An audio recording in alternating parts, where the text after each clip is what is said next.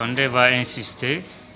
Et vous, comment est-ce que vous allez faire ce travail de coordination pour parvenir soit à le dissuader ou bien à le faire renoncer cette décision de maintenir le référendum? Ça va. Oui, merci de la question. En fait, au niveau de la diaspora, depuis la naissance de ce front en Guinée, on a créé, notamment en Belgique ici, une antenne du FNDC. C'est là où j'occupe le poste de responsable à l'organisation. Nous sommes constitués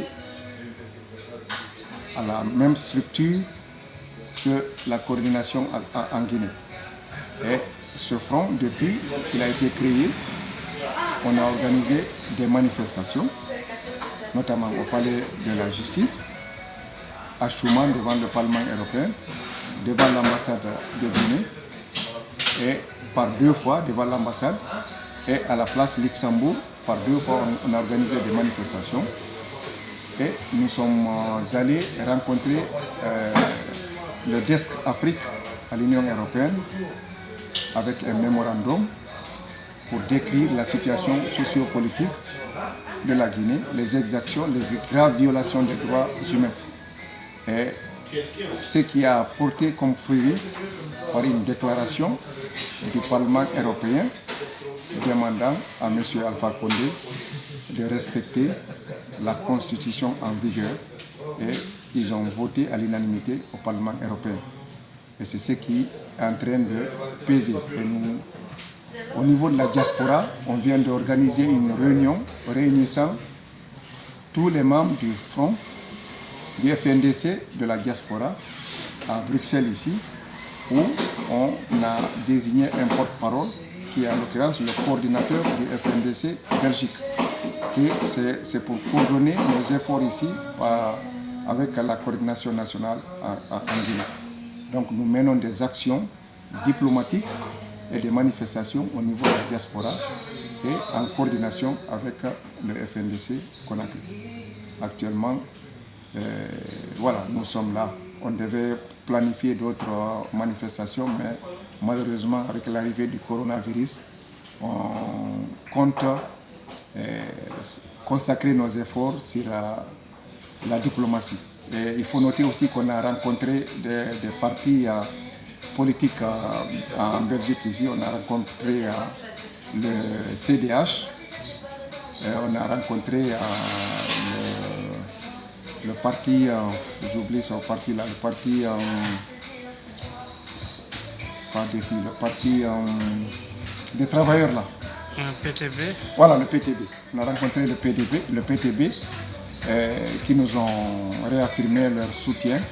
Et ils ont même fait des déclarations au niveau du Parlement pour partager nos soutiens. Et en France aussi, je pense que le FNDC là-bas a rencontré différents partis et récemment, je pense que Jean-Luc Mélenchon a fait des déclarations sur le net pour dire que voilà, nous avons son soutien. Et quel message lancer à Alpha Condé et en même temps au peuple guinéen? Oui, je vais demander à Alpha Condé, mais je sais que a priori, il n'a pas écouté les religieux, les coordinateurs des différentes régions, des 4 régions naturelles lui ont parlé. Et il n'a pas écouté personne. Mais ce que je veux lui demander, c'est de respecter son serment, organiser des élections libres et transparentes et s'en aller. La base de la démocratie, c'est l'alternance. Il ne doit pas faire 40 ans de combat pour la démocratie, se réclamer Mandela de la Guinée et sortir par la petite porte. Donc, c'est un message qu'il a déjà reçu, qu'il a entendu et que tout le monde lui a dit. Il n'a pas envie de comprendre. Et quant à la population guinéenne, ce que je vais leur demander, c'est de se mobiliser. C'est le peuple qui est souverain. Le jour que tout le peuple va sortir, Alpha Condé va soit renoncer ou quitter le pouvoir. Donc je demande au peuple de Guinée. Le FNDC a projeté une marche pacifique pour demain, malgré que l'État guinéen ne veut pas accepter la marche. C'est de se mobiliser, les hommes, les femmes, les enfants, les vieux, tout le monde n'a qu'à se mobiliser, faire une marche pacifique, aller douce devant son palais et réclamer qu'il renonce ou bien qu'il quitte le pouvoir. Le jour que toute la population va sortir, son armée et sa milice ne pourra rien, et on va lui montrer que le peuple il est souverain. C'est le message que j'ai à dire au peuple de Guinée. Ils n'ont qu'à tous sortir pour libérer la Guinée des mains de la dictature d'Alpha Condé.